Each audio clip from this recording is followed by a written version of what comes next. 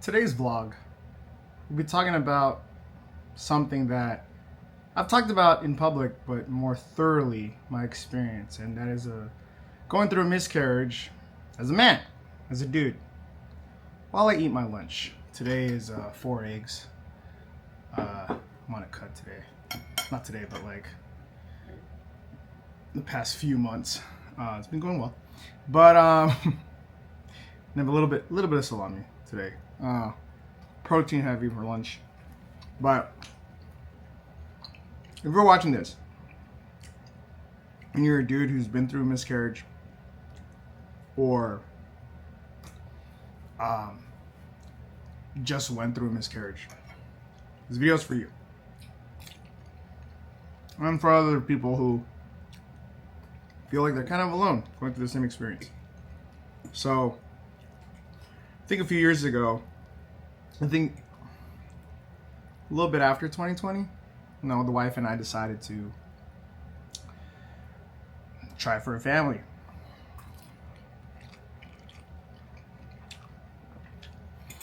And we were one of those couples that we're kind of mean about it before. Like a lot of our family or friends were like, "Man, when are you gonna have kids?" And they had kids too. And I made the stupid comment of like, "Oh, I kind of like to get up and go to Starbucks without worrying about it. Ha ha ha ha." So not yet. In hindsight, that was kind of a dick thing to say. Sorry, but that was our plan. My wife and I's plan was to grow together before we even had kids.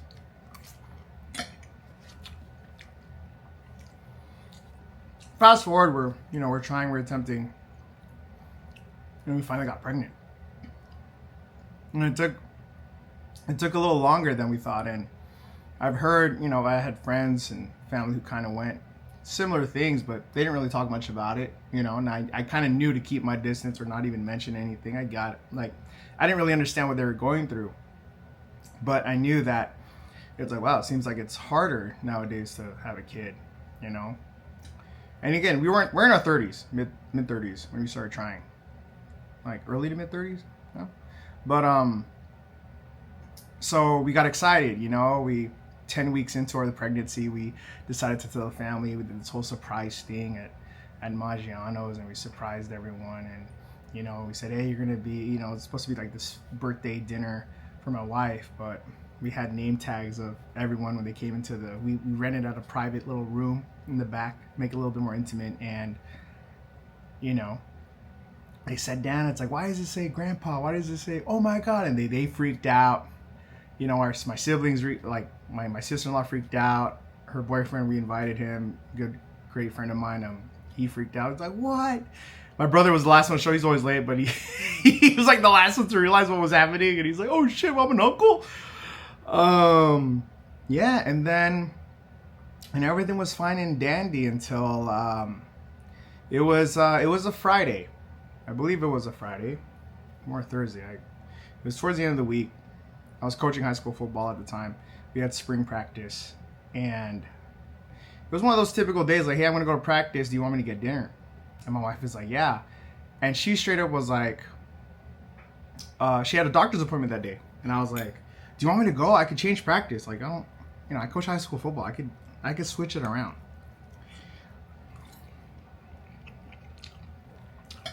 And she was like, no. It's just a routine checkup. Just a routine checkup. I'll be fine. So,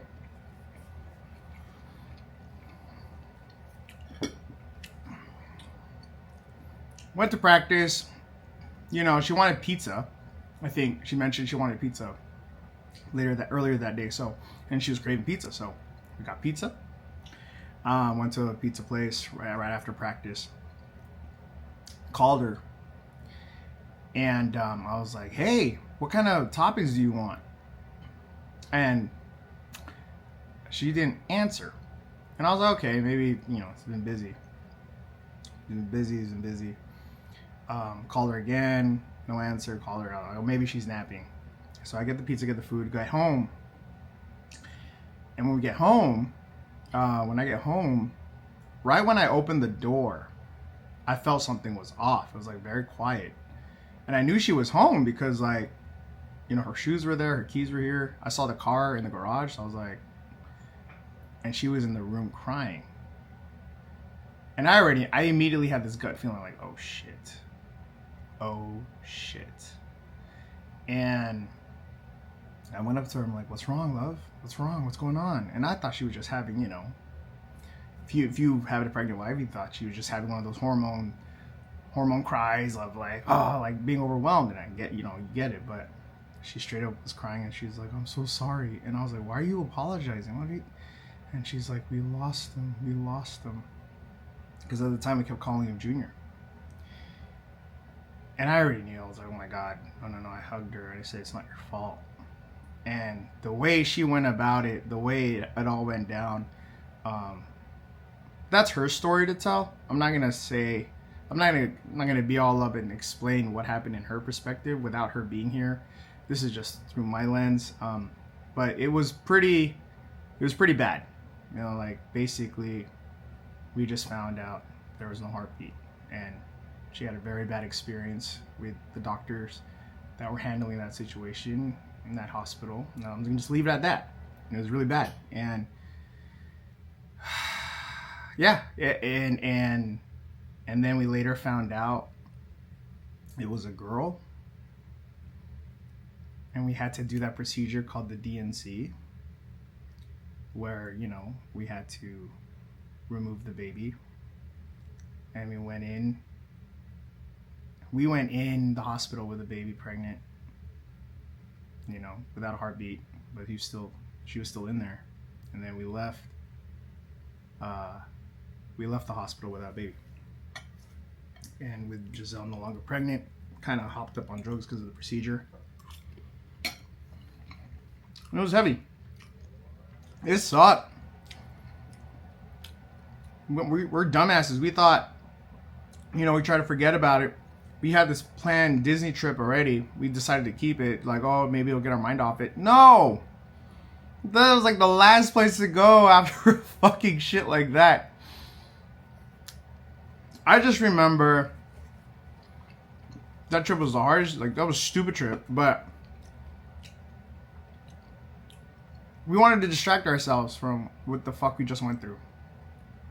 And we couldn't help but see all these kids with their families. And I just remember under the monorail,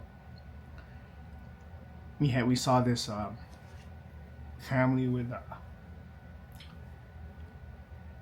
their kids, and my wife was my wife just threw her arms around me and hugged me the tightest ever in our relationship. She just held me so tight. She's never hugged me this hard. And she started crying. And it's like, when will we ever have that? Ugh. So with that sucked. And dealing with it as a man, it sucks. Because we all want to be problem solvers. We're if you identify as a man, you're a problem solver. You want to prevent that from happening to the ones you love. You want to prevent pain. You want to protect. That's like innate. And you just didn't know how to do that. Especially when you lose a baby. And you hear all of it. You hear all of it from people. I mean, you'll hear it from people who've been through it, come out and support you. If you're open about it, you'll be surprised how many people went through it that you didn't even know went through it because they were just quiet about it. And there'll be some people who'd be like, I've had 3, so what? And it's like, okay. But at the end, you're gonna get some comments, or like, you're gonna deal with some stupid comments too, where it's like, you know, it's like, well, you know, at least you could try again. It's like, well, you know, there was something wrong with the baby, so that's the nature's way of terminating a baby that wouldn't survive in the real world. Thank you for that. Thank you.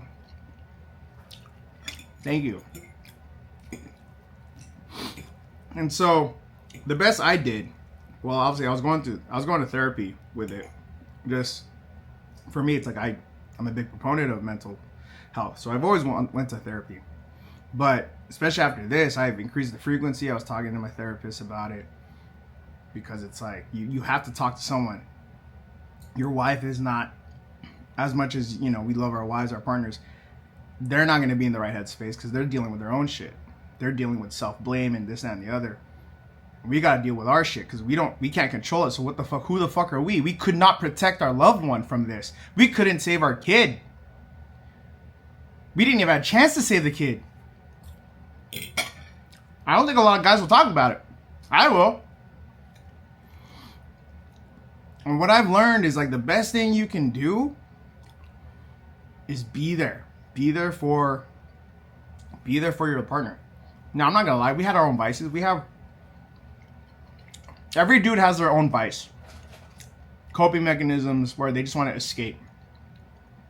I'm not gonna get too much into it. Because even as a man, we're very personal with that shit. But you have to kind of pull yourself out of that mindset. But it's hard. You're going to fall into these things that you're going to cope, trying to escape. Because that's probably the only thing you could think about doing. Because you don't want the pain. You don't want to feel the pain, right? And so I had to fight through that with myself. And it was fucked up. But at the end, you know, speaking and realizing, speaking to my therapist and realizing that I just have to be in the moment. You know, shut out social media, shut out all the shit, try to quiet the noise and just be in the moment and be there for your partner. Because it's you two now. You know, it's you two against the world when it comes to this shit. And you got to be there for her or the individual and be present. And even if you don't know what to do, at least be there to listen and be there for support. Because that will also help you. Because that is something you're doing to kind of protect your partner and you're rebuilding back up together. And shit, man, we did couples therapy too, because that helped a tremendous amount to understand her point of view, because your partner's not going to share everything with you. But I'm telling you, when we went to therapy and all that and talk about it, you uncover a lot of shit. When you're open about it too, a lot of people come out for support and they tell you their story, and it's like, wow, you're not alone. And you're not alone. If you're watching this, you were not alone. And it sucked. The holiday sucked after. It took us a while. It took us a while to really get back into the mindset of, you know, let's try again. It took us a while. And we did try again. And, you know, we didn't. It took a while, but eventually, you know, we got pregnant again.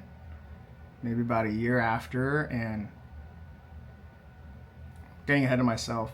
When we passed the due date of our first one, where in November, we were supposed to have, you know, November 23rd was supposed to be her birthday. It was supposed to be her birth. We took a trip to Hawaii, again, to escape, but also under the advice of our therapist was like, go somewhere, detach, but also hold a ceremony for your lost child to kind of give some type of closure. And even that was hard. But when we did that, we also found out we were pregnant with Junior the boy. So it was a bittersweet moment, but you know, that feeling of like, this is supposed to be the time where I'm holding my baby and I'm not. And it was mixed feelings because we found out we were pregnant again. So I was like, oh shit, okay, we're pregnant again. Now you're like, we're more paranoid than ever. And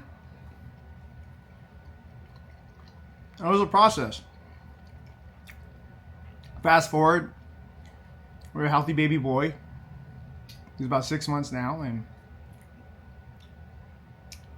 when you have a kid, like when you've been through something like this and you have a kid, it's, oh fuck, it's great. It's fucking, you change into a different man. Everyone says that, but no, you fucking change into a different dude when you have a kid.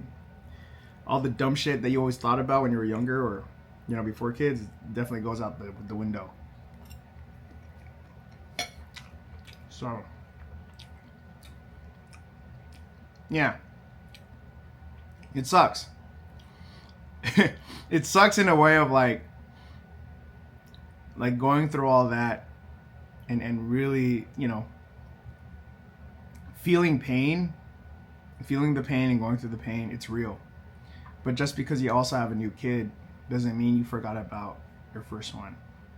I truly believe that if it weren't for Alani, who was our daughter, that's what we named her, we wouldn't have Junior.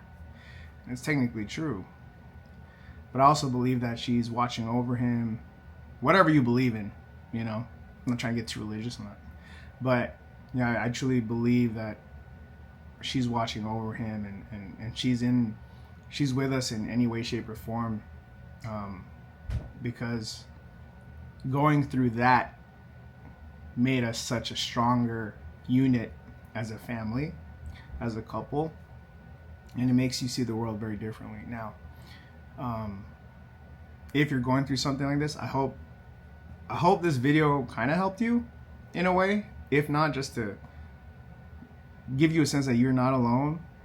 And I'm not gonna sit here and be like, it does get better at the end of the day because, you know, we got a kid. No, we didn't even know if we were gonna have Junior. You know, we didn't know. We tried, and it happened, and we just hoped the pregnancy was great, and it was great. But even that was like walking on pins and needles, and he was finally here, and now he's here, and we're raising him, and he's growing, and he's very active. But now it's that thought of like, well, if we want a sibling, we're gonna go through it again, and it's not even a guarantee. So if you're going through the same situation, you're not alone. And the worst thing you can do is feel like no one gives a fuck. People care. You just have to reach out to those who are really closest to you and open up. It's hard in the beginning, but it helps the healing process. That I can promise you. It does help in one way, shape. Even if it's a teeny bit, it does help. So if you're going through something like that, miscarriage, especially as a dude, I keep saying you're not alone, and it's okay to talk about it. And if you don't want to talk about it, that's fine. But if you just want to sit here and listen, thank you for listening. And I hope it helped you in your journey and whatever you guys are trying to do. And yeah, it's heavy vlog today. I'm a fast eater too. You just don't eat too slow. But we're doing more vlogs about stuff. I always wanted to do a vlog like this. But yeah, hope this helps you. And I'll see you in the next one.